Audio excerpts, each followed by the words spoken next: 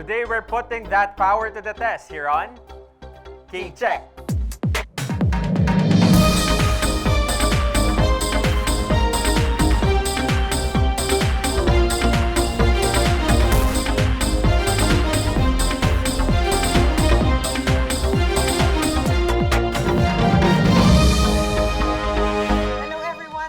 Si Attorney Gabby Concepcion. At ako naman po si Jules Giang and welcome to another week of competition here on K-Check. Ang pagdagdag sa kaalaman at ang paghahasa sa karunungan ay hindi dapat tigilan. Sana ay lagi ninyong gawing bahagi ang K-Check ng inyong lifelong learning. Kaya samahan nyo kami until the final week of competition dahil in the end, that new K-Check champion will be revealed. Narito ang 4 na contestants na dadaan sa ating karunungan check sa araw na ito. Gian is a nursing student of Olfu, Quezon City. His hobbies are playing online games and watching basketball. Si Joshua naman is also an Olfu QC student. As a student athlete, he loves to play basketball every day. His hobbies are playing musical instruments, playing sports, mobile games, and hanging out with friends. He loves listening to reggae music as it makes his heart and mind calm. Si Arabella naman is a Human Resource Management student from PUP Quezon City. Her hobbies are watching movies and reading manga. And Bob is a student nurse at Our Lady of Fatima University. His hobbies are cooking, jogging, and playing mobile games. So these 4 will be competing under the watchful eyes of today's K-Check panel of experts. Unang-una, we have Professor Roman Lito To Austria of the College of Fine Arts from UP Diliman. Sunod naman, we have Professor Luisa De Leon Bolinao, former chair of the Department of History, also from UP Diliman. And we have Dr. Ian Kendrick Fontanilla of the College of Science, UP Diliman. At ngayon, contestants, on to round 1. Get ready to buzz in and go for the early lead. Each correct answer in this round is worth 10 points. Let's begin. This is round 1.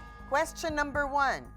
According to the World Travel Index, which Negros capital is the safest city in the Philippines? Gian. Dumaguete City. Dumaguete is the correct answer. K-check. Question number 2. In 1978, Narita International Airport first began serving which capital city 60 kilometers away? Gian. Tokyo, Japan. Tokyo, Japan is the correct answer. K-check. Question number 3. What is the quotient when 25 is divided by 1/5? Joshua. 5 po. 5 is incorrect.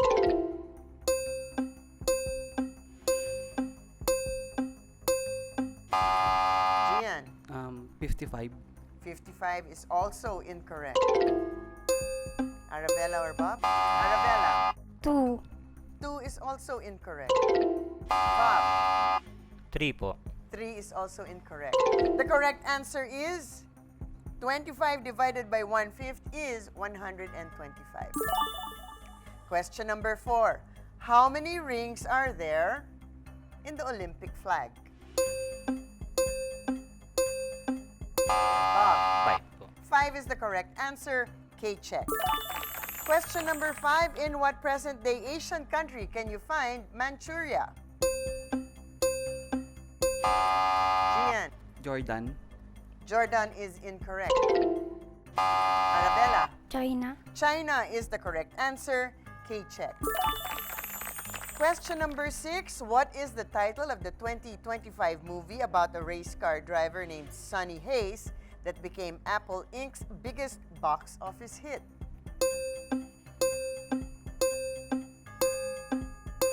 Bob. Formula 1. The answer is incorrect. Gian. Fast and the Furious. Fast and the Furious is also incorrect.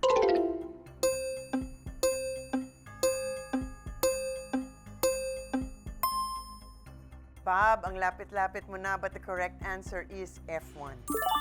But the correct title is F1 rather than Formula 1.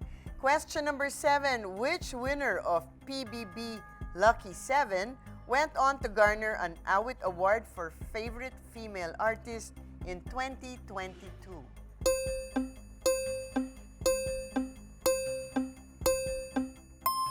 So the correct answer is Maymay Entrata. Question number 8, in human anatomy this time, in what body covering can you find epithelial cells and the epidermis? Joshua. Skin. Skin is the correct answer. K-check. Question number 9, in Disney's The Lion King, what type of animal with an eerie laugh are Shenzi, Banzai, and Ed? Bob. Hyena po.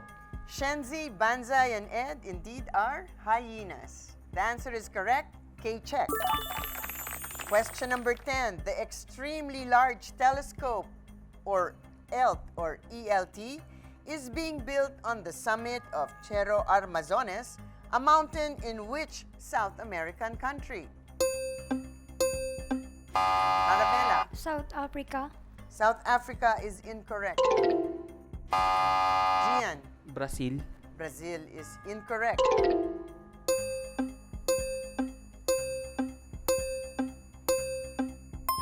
The correct answer is Chile. Question number 11. Liz Wilson is the veterinarian of which comic strip cat?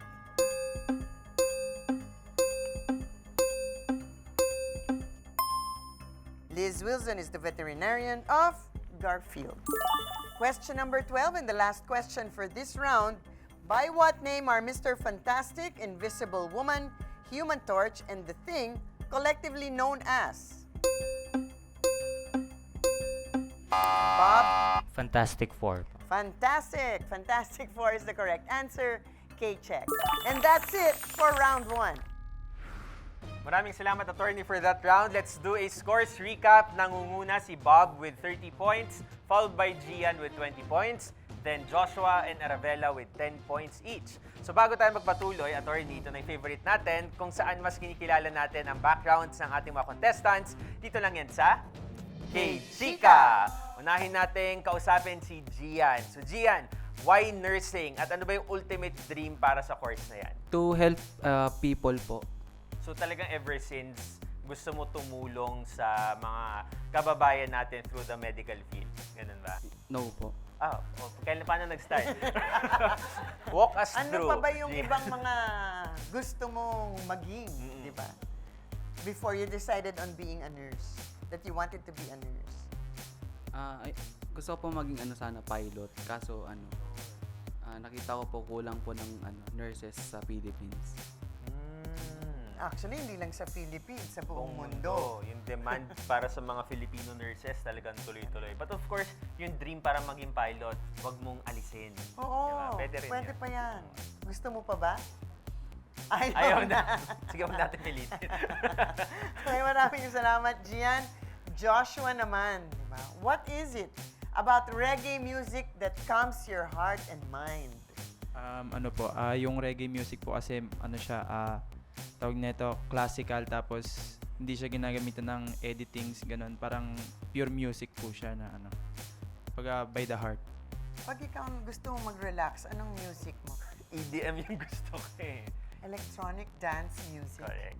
Pero medyo, na ako doon. Wow. Nung kabataan days ko. Pero medyo jazzy na yung gusto ko ngayon. Parang tugs lang. Tugs. Alright, thank you so much, Gian and Joshua. Mamaya na makakausapin din natin sina Arabella and si Bob. Pero ngayon naman, maghanda muna tayo for round 2 dahil susunod na yan dito lang sa K-Check.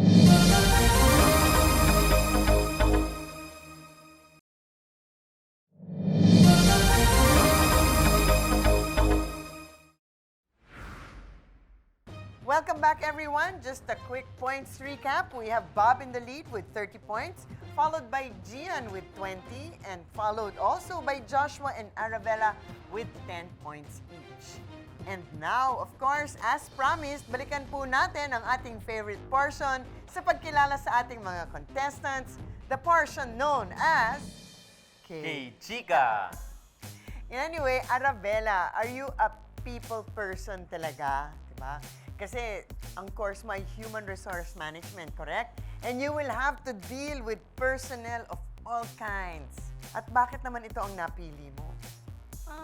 Actually, hindi ko talaga gusto yung mag-human resource. But, since hindi kami financial capability, so I decided na mag-pursue ng human resource since I love talking to people. And also, fun talaga ako ng makipag-usap and handle ng problem ng tao. Yan. Yung boses ni Arabella, no, yung parang pumasok ka nga sa HR, tapos parang marirelax ka after mo i-share yung problema mo sa workplace. Yan. Pero yan, good luck sa Human Resource Management, ganyan. Okay, ito naman si Bob. So, it's good to hear na exercise ang hobby mo. So far ba nabibilang mo na kung ilang kilometers ka all in all? Or ano ba yung target mo kada jogging phase mo? At least 10 to 15 kilometers lang po per week. Per week, Per week. Per week. Per week. akala ko So, 10 to 15 per per session. Sasabihin ko, ang konti naman pala eh. So, 10 to 15. So, kapag kada jog mo, mga ano yan?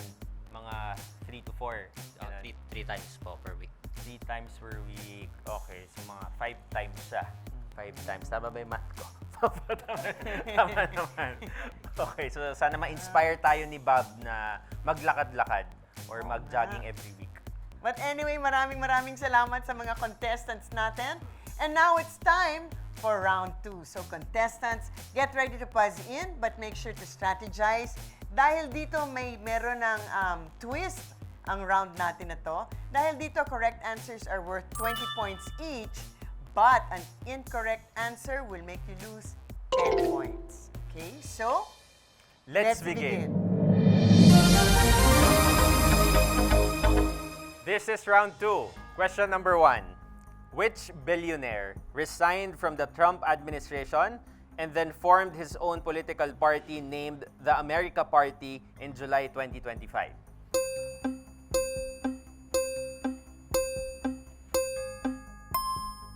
The correct answer is Elon Musk. Question number 2. Which sphere of the Earth interacts closely with the atmosphere, lithosphere, and biosphere through the water cycle?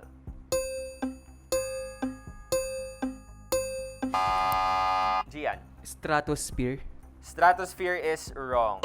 Anyone can answer? The correct answer is hydrosphere. Question number 3. What is the popular nickname of the winning tandem of Brent Manalo and Mika Salamanca? Gian. Breka. Breka is correct. Okay, check. Question number 4. Which 2025 movie is the third in the series after 28 Days Later and 28 Weeks Later?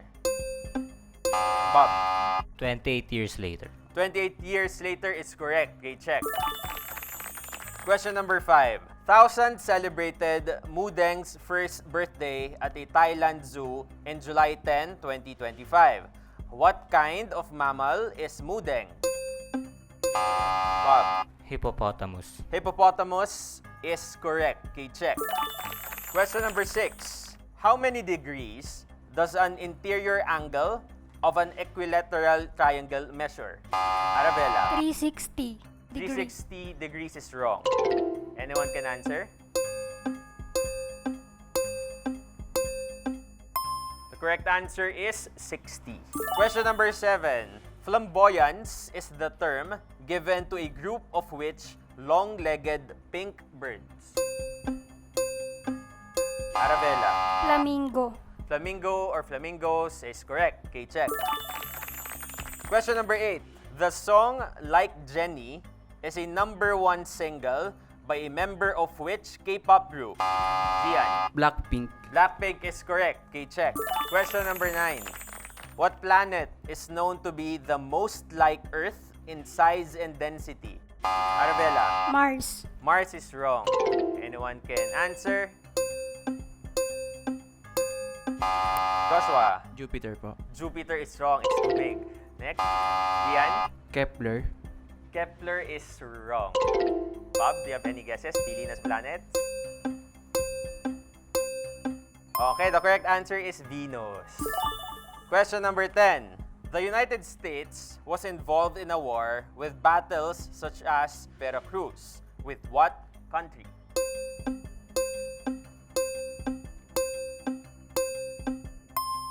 Correct answer is Mexico.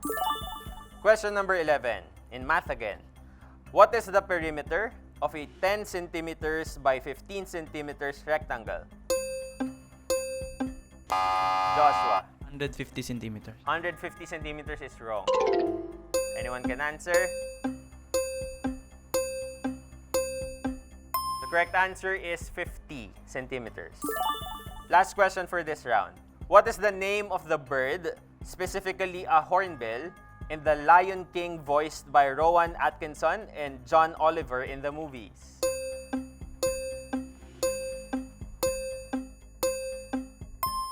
The correct answer is Zazu. And that ends round number 2.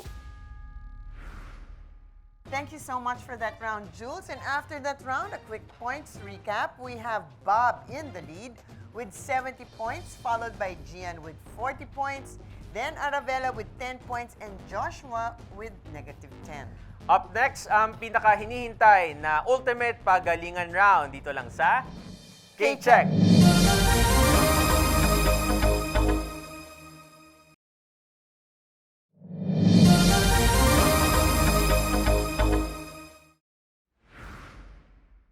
Alright, let's do another round of points recap. Nangunguna si Bob with 70 points, followed by Gian with 40, Arabella with 10, and Joshua with negative 10. In the lead man, si Bob ngayon ay may chance pa rin makahabol ang iba as we go into our ultimate pagalingan round. Dito sa round na to, correct answers are worth 30 points each this time at mayroong 15-point deduction for wrong answers. So contestants, remember for this multiple choice round, we will accept the answer itself or the letter and answer, but not the letter only. Dito rin sa round na to sa ating panel of experts, manggagaling ang ating mga katanungan. And this is your last chance para humabol dahil sa round na to, there is a total of 360 points. So good luck everyone and let's begin.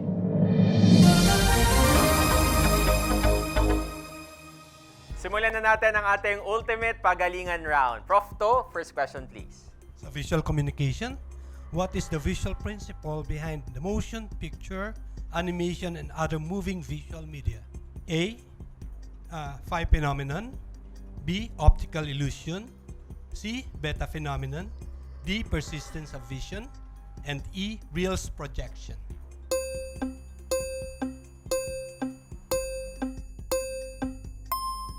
Okay, the correct answer is D. Persistence of vision.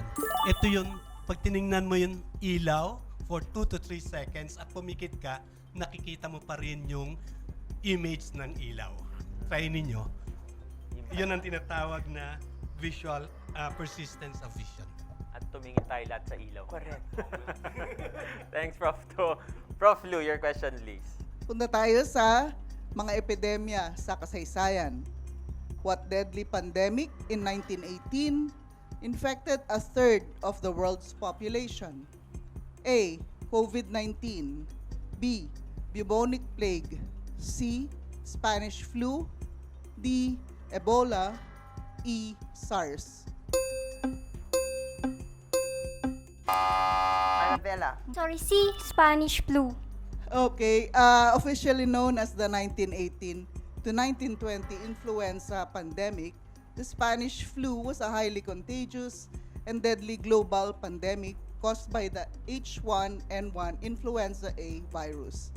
It's estimated to have infected over 500 million people and killed between 21 and 73 million worldwide. Tama po ang Spanish flu. K-check. Thanks, Prof Lu. Prof Ian, your question please.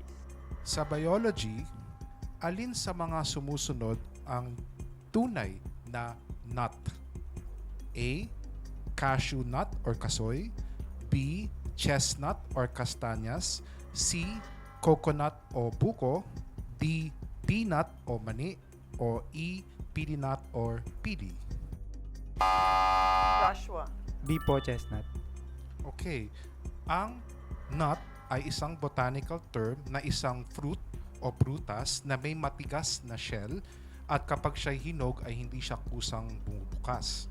Sa madaling salita, ang cashew nut, coconut, peanut at pili nut ay hindi tunay na nut. Ang tamang sagot ay chestnut or castañas. K-check.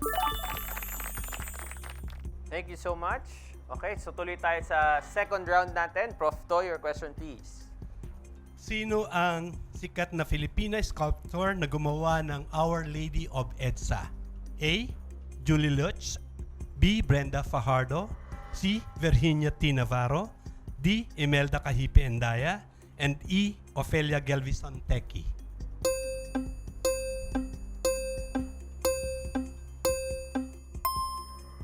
Walang nakasagot. Ang sagot ay C. Virginia T. Navarro. Ito ang skulptor ni Mary Queen of Peace or Our Lady of EDSA na noon ay kinonsider si national artist Napoleon Abueva para gumawa nito. Subalit nagkasakit si Sir Billy or Napoleon Abueva kaya si Virginia T. Navarro ang gumawa. Salamat, Prof. To. Prof. Lu, your question. Okay, Asian history tayo. Which Asian country is home to the Angkor Wat Temple Complex? A. Thailand, B. Vietnam, C. Cambodia, D. Gian.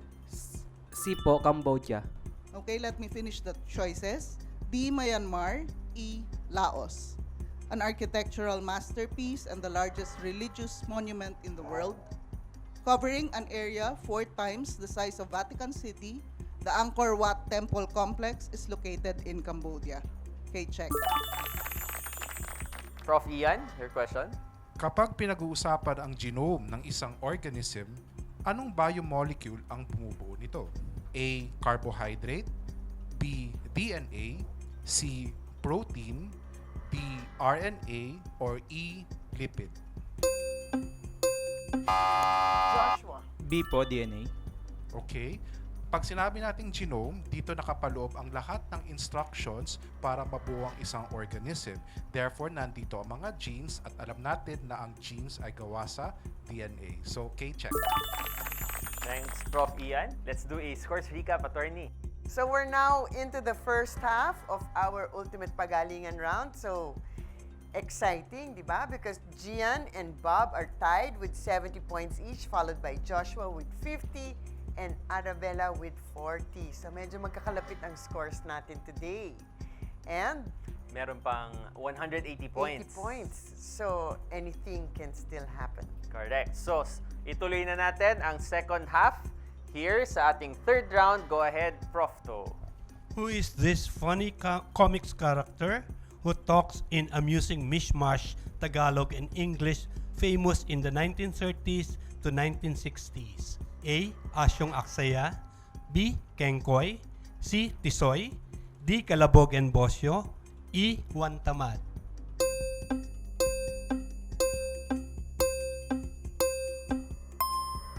Ang sagot ay B. Kengkoy. No? Si Kengkoy ay epitome ng American colonialism nung mga panahon na yon na talagang nag-English Tagalog siya at para maisatuwid naman ang pagiging Filipino, yung nililigawan niyang si Rosing, ang Filipino ang kanyang pag-iisip. It's true, Kengkoy and Rosing was so popular. Yes. Okay, thanks, Prof. To. Prof. Lu, go ahead. Okay, punta tayo sa kalamidad. Which volcanic eruption buried the city of Pompeii in 79 CE? A. Mount St. Helens, B. Mount Vesuvius, C. Mount Pinatubo, D. Mount Krakatoa, E. Mount Fuji. Mount Vesuvius po. Pompeii was an ancient Roman city in the Campania region of Italy, near Naples, which was destroyed by the eruption of Mount Vesuvius in 79 AD. Its explosive eruption buried the city under ash, preserving them for centuries. Tama ang iyong sagot, Bob. K-check. Thanks, Prof. Lu. Prof. Ian, go ahead. Grade school biology. Mahalaga ang chlorophyll sa mga halaman dahil nakakakuha sila ng enerhiya mula sa araw. Aling kulay ng liwanag o ang color of the visible spectrum ang di nagagamit ng chlorophyll? A. Bughaw, B. Luntian, C. Pula, D. Lahat naman ay nagagamit, or E. Lahat ay hindi nagagamit. Gian. A po, bughaw. Mali. Joshua. Di po lahat nagagamit. Mali. Naku. Arabella. C. Pula. Mali.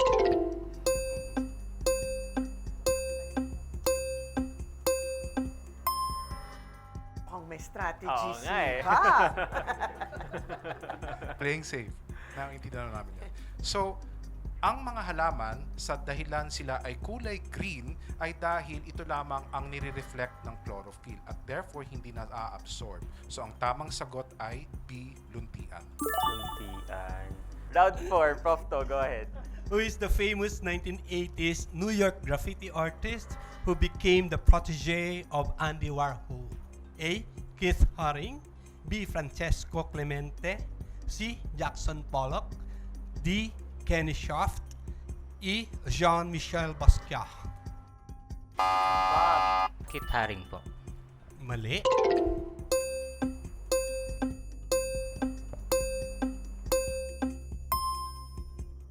Walang nakasagot. Meron pala pero mali, no? Ang sagot ay E. Jean-Michel Basquiat. No?